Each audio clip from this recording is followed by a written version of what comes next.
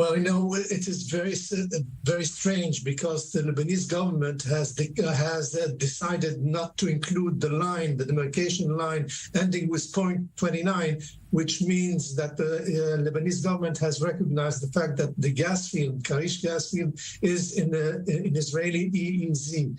Well, if this is so, what is the meaning of such an action from Hezbollah? In my view, my assessment is that you have to look a little bit northward.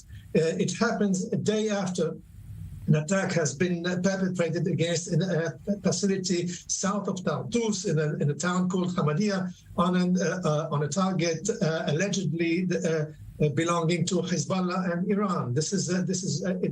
And then you have also those explosions, unexplained explosions in Tehran, which means, in my view, that this is a message that Iran has conveyed through Hezbollah to Israel, meaning that we will continue to attack and we will perpetrate attacks on the gas field if your actions are not to stop.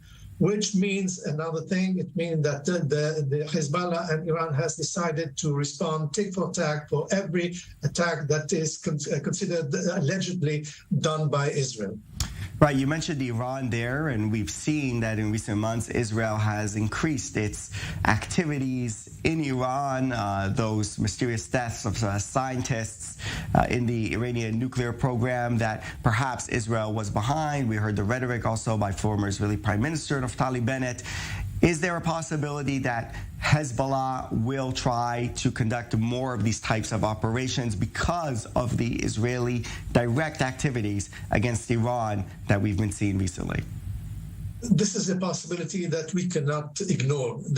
What is special in this mission that Hezbollah has underlined the fact that those drones were not armed, which means that he can arm them, and if he didn't arm them, it was on purpose, just to give us the impression that they can do what they are promising, and especially in those areas, which is also a mean to discover what sort of defenses Israel has. Is it how those drones are being intercepted is a way for Hezbollah to learn of the capabilities of Israel in the area.